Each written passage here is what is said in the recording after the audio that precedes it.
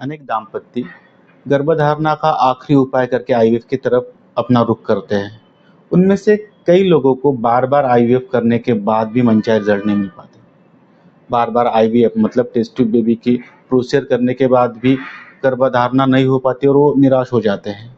अक्सर इसका कारण क्या है? अगर ये जब हम देखते हैं तो ए क्वालिटी का मतलब अच्छे क्वालिटी का ओवम डेवलप नहीं हो रहा है, मतलब एग डेवलप नहीं हो रहा है, स्पर्म की क्वालिटी प्रॉपर नहीं है, या फिर जो भ्रूण बन रहा है वो अच्छे से विकसित नहीं हो पा रहा है, भ्रूण इम्प्लांट नहीं हो पा रहा है, इम्प्लांट होने के बाद बॉडी उसको रिजेक्ट कर दे दे रही है। ऐसे अनेक कारण उनके सामने आते हैं या बताए जाते हैं। ऐसे ही रुग्ण जब आयुर्वेद के पास आते हैं तो हमने अनुभव किया कि अक्सर उनमें गर्भाशय, वो हम मतलब एग या फिर स्पर्म, इन्हीं के इर्द गिर्द सब चिकित्सा को फोकस किया जाता है। लेकिन अगर गर्भाशय ये स्त्री शरीर का अवयव है तो स्त्री शरीर अगर दुर्बल है, मतलब कमजोर है, अस्वस्थ है, मानसिक तान तनाव से ग्रस्त है, तो जाहिर सी बात है इसका असर भी गर्भाशय पे आने ही वाला है। तो इसीलिए आयुर्वेद हमेशा गर्भधारणा के पूर्व शरीर शुद्धि कराता है, ताकि शारीरिक और मानसिक तौर पर स्वास्थ्य प्राप्त किया जा सके। अगर शरीर स्वस्थ होगा तो ही शरीर गर्भाधान के लिए तैयार होगा, ये आयुर्वेद का कहना है। आज हम इसी बात पर फोकस करेंगे कि आईवीएफ जिन दंपत्तियों में फेल होता है उनमें आयुर्वेद किस तरीके से मदद कर सकता है, किस तरीके से उपचार कर सकता है। नमस्कार, मैं डॉक्टर पंकज जोगी एसवेल आयुर्वेदा नागपुर की तरफ से फिर से आपका एक बार स्वागत करता हूँ। आयुर्वेद में कुछ अवस्थाएं बोली है, वो अवस्थाएं मेनली गर्भाशय गर्भधारण के लिए अस्वास्थ्य है, अनहेल्दी है, इसके तरफ हमें फोकस करवाती है। जैसे जिन स्त्रियों में माहवारी में जो ब्लीडिंग होता है, जो रक्त निकलता है, उसका कपड़े पर दाग लगने पर वो दाग अगर धोने से ना निकले, वैसे ही बरकरार रहे, तो इस तरह का गर्भाशय गर्भधारण के लिए अस्वस्थ है, अनहेल्दी है, ऐसा आयुर्वेद कहता है। साथ ही साथ जिन स्त्रियों में खान पान के तौर तरीके गड़बड़ा गए हैं, जिन स्त्रियों में चिड़चिड़ापन है, जिन स्त्रियों में एंजाइटी है, जिन स्त्रियों में थोड़ा डिप्रेशन है, भय है, इन स्त्रियों में भी गर्भाशय पे उसका असर आके गर्भधारणा में प्रॉब्लम आ जाती है। साथ ही साथ आयुर्वेद में कुछ बीमारियों का वर्णन किया गया है जिसका डायरेक्ट इम्पैक्ट गर्भाशय पर, गर्भधारणा पे आता है। जिनमें आ गया है मोटापा, स्पेशली जिनके पेट पर ज्यादा चर्बी होती है, उन स्त्रियों में गर्भधारणा में शिकायत होती है।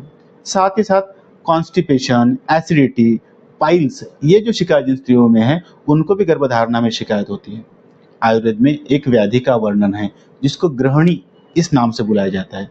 इनमें रुग्णों को अक्सर खाना खाने के तुरंत बाद शौच को जाने की इच्छा होती है, आदत होती है। शौच में खाए हुए पदार्थ वैसे ही दिखते हैं।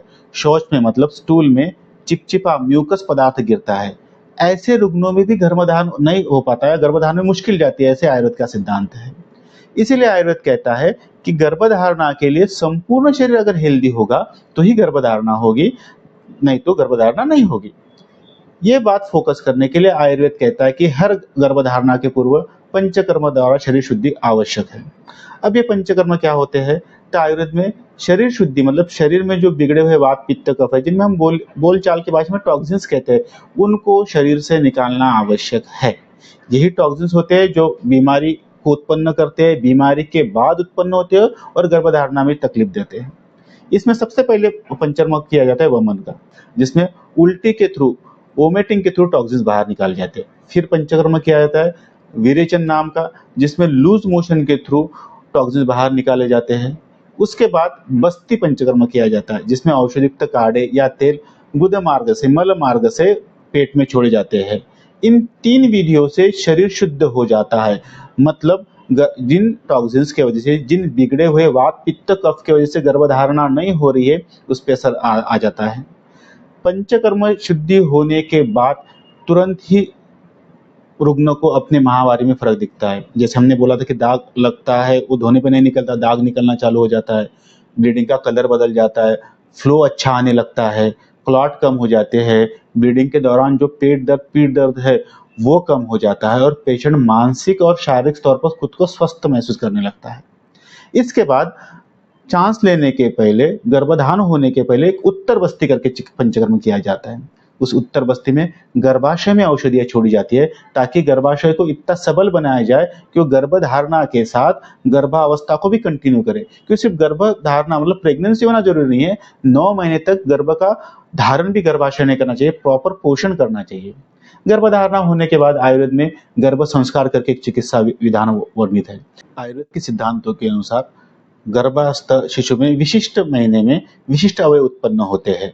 जिन महीनों में जो अवयव उत्पन्न होते हैं उनको पोषक तौर पर अगर दवाएँ दी जाए तो उस अवयव का विशिष्ट पोषण होता है ताकि उत्पन्न होने वाला बच्चा शारीरिक और मानसिक तौर पर स्वस्थ उत्पन्न होता है। साथ ही साथ इन बिटवीन मिसकैरेज, एबॉर्शन इनसे बचाव करने के लिए भी आयुर्वेद कुछ मेडिसिन देते रहता है ताकि एबॉर्शन ना हो या मिसकैरेज ना हो।